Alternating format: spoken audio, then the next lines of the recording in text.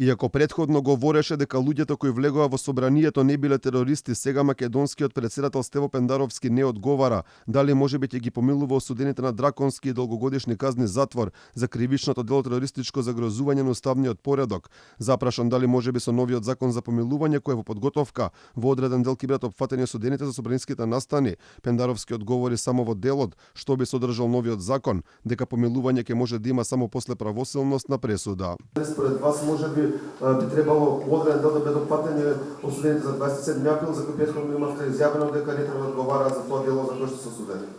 Во демократски правни држави треба да се остави судскиот систем да истера постапка, да се соочат аргументите на обвинителот и на одбраната и на крајот, ако смета председателот кој ќе заврши целата постапка и таа пресуда стане правосилна, дека има некаков простор за корекција на таа пресуда, тогаш е дозволено да влезе, да кажам, на тој начин во процесот, ниту не првиот, вториот, третиот ден да пресуди, да речем, нема да има постапка натаму.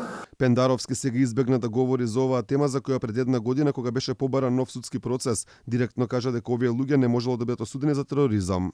Јас тврдам дека тие луѓе не беа терористи, што влегоа.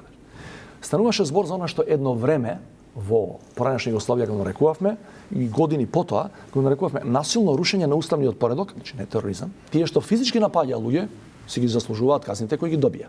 Оние кои само влегле во зградата на собранието не може да кажеш дека се терористи. Дека влезот во собранието не може да биде гледан како тероризам пред една година порача и лидерот на ДУИ Али Ахмети. Ngjarje janë të dhimbshme, është ushtruar dhunë ndaj përfaqësuesve të popullit, është ushtruar brutalitet, por jo edhe vlerësimi aktet terroriste, dihet se cilat janë aktet террористи.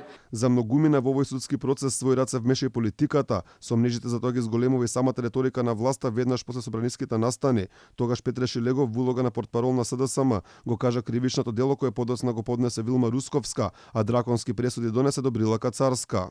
Во собранието беше извршено кривично дело, терористичко загрозување на уставниот поредок и безбедност. Пораки дека делото за кое се осудени луѓето за влезот во собранието не може да биде терористичко загрозување на уставниот поредок, стигна од многу страни, како и од меѓународни организации, и покрај се, луѓето првостепено беа осудени на вкупно 211 години затвор, која со одлука на апелација беше намалена на 188. Одбраната порачува дека тие не бараат намалување на казните, туку пресуда која што ќе биде ослободителна за ова дело.